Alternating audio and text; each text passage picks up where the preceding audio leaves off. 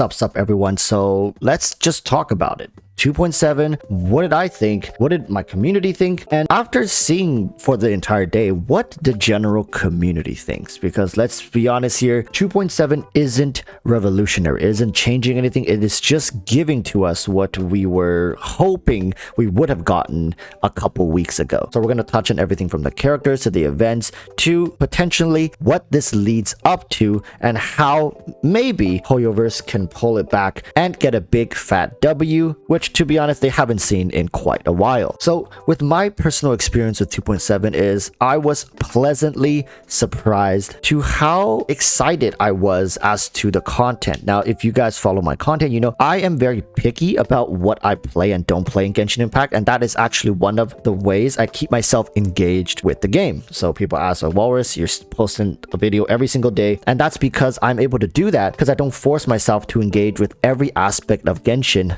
every single patch. A good example is I don't have the new Albedo free-to-play weapon because I didn't play that event, because that event and the story didn't really interest me. So with patch 2.7, for the most part, I found myself engaged with the story, I found myself engaged with the events, and even the small events. The one where you have to build a robot seemed pretty interesting to me. To be honest, I find it pretty cool that we can gacha for the robot's skills at this point, right? That's what they mentioned, that each robot has a unique skill, and there's a total of 3 unique skills, but there is a robot that somehow has all 3 skills, and that really ignited the passion of inner gacha addict within me, and I believe a lot of people as well. Like, well, I'm going for that one that has all 3 skills. So that being said, the contents of the 2.7 livestream did make me feel pleasantly surprised, and that is also because the expectations I had for it was very low. I understood that now we're in a drought period, we're probably going to be getting the archipelago at some point again,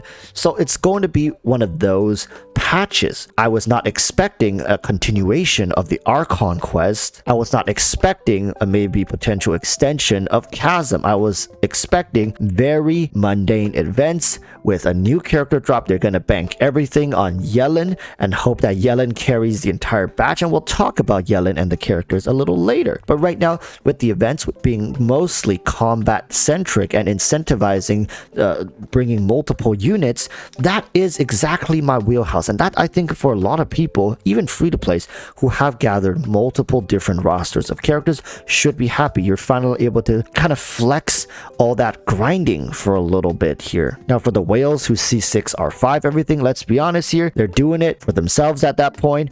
We don't know, the game can't really be catered around them for obvious reasons, but I think even they will find ways to enjoy the contents and events that 2.7 has to offer. So overall, I wouldn't say 2.7 is an amazing patch, but among the slower patches, I think 2.7 is going to stand out as a patch that got us through this period. Now moving on to the characters, when it comes to the 5 stars, I think Yellen is pretty much what I expected, right? I made a video talking about it. I said Yellen could be one of 2 things. One, she's going to be a completely new unit in a DPS position that revolutionizes how we see Hydro DPS being played and the potential of an on-field Hydro DPS and blah, blah, yada, yada, yada, which is the very unlikely version. And 2, she's going to be a 5-star version of a currently 4-star character, because Kokomi was that for Barbara, and Yellen is going to be that for, right? Who was the other?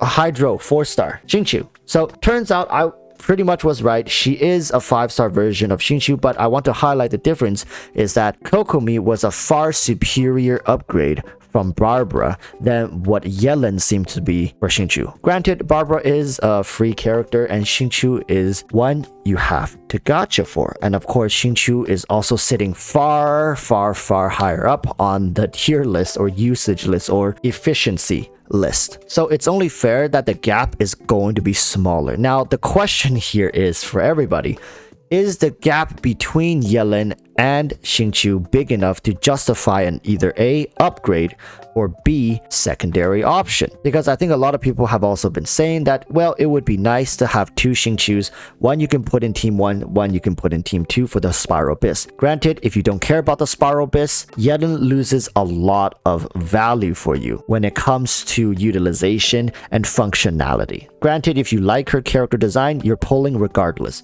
But when it comes to the merits of this character, she seems to be very damage focused, whereas Xingqiu's kit has hybrid usage in defensive capabilities and to a degree even some healing.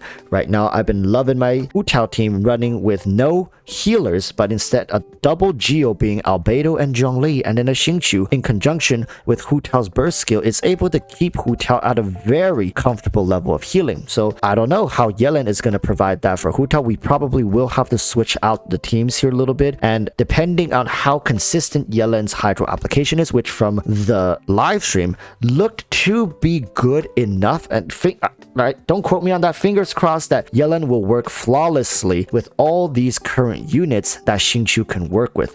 I think the biggest one is going to be the vaporized reaction, because freeze isn't really particular, they're not very picky, and then the electro charge ones usually aren't that picky either. Really, vaporize is the one that you really have to weigh your options here, because especially with characters like Albedo and Zhongli also doing crystallize, yes, that is the drawback, but you know, they give more than they take in this composition. But with crystallize being thrown in there every now, like how consistent is Yellen going to be when it comes to proccing vaporize with someone like Hu Tao, with someone like Yoimiya? That is going to be something we have to see. And I would love to sit here and tell you guys that no problem, Yellen will function just as good as Xingqiu at bare minimum. I don't know, man. I really don't know. I'm worried. I can't stress enough how worried I am for this character, because I want her to be good so bad. Her entire design hinges on her efficiency and consistency for reaction uptime. Okay, at the very least, she should be better than Xingqiu. Ever so marginally, she should.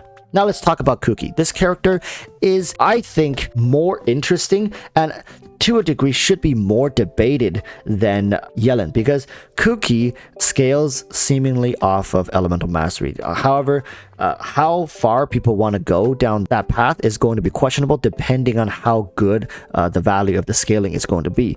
She is likely going to be used in the most part as a healer. Granted, in most scenarios, she does compete with someone like Bennett as an option. So if you really think about it, what are going to be some of the premier teams or options for Kooky to be brought in? Maybe in her constellations, there's going to be one where it removes the effect of her losing health as a condition to activating her elemental skill, which eventually heals your team. That is actually the one that really got my entire chat scratching their heads over. Like, well, if she has to activate the skill at the cost of her HP, then you have to heal her, right? Does that mean either A, she's going to have to take additional field time in her own skill to heal herself with her skill, meaning that not only is she going to be eating field time, you're also really going to have to build her up as well as a character. So you can't really get away with cheaping out on this character. Not like we're going around trying to cheap out on character builds, but I'm just saying sometimes if you want to balance out the resources of a team and you don't want teams to always be super crazy expensive to run, I don't think Kooky's going to be an option, because not only does she have to sacrifice her health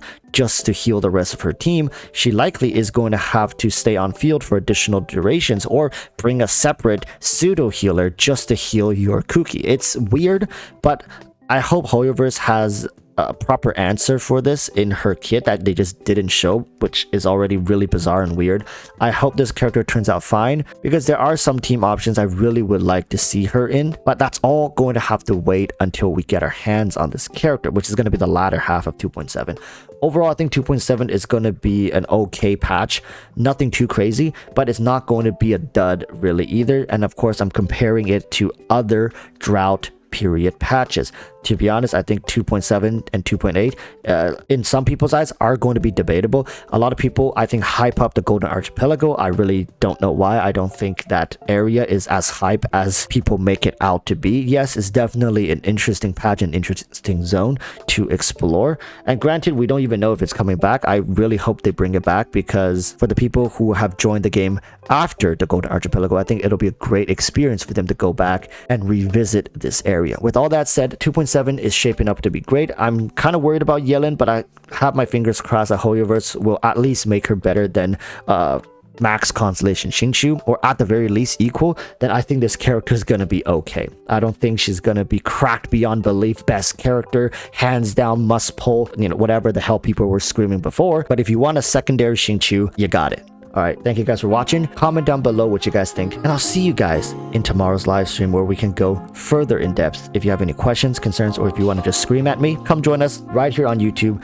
for my live stream. I'll see you then. Stay safe. Peace, peace. Bye.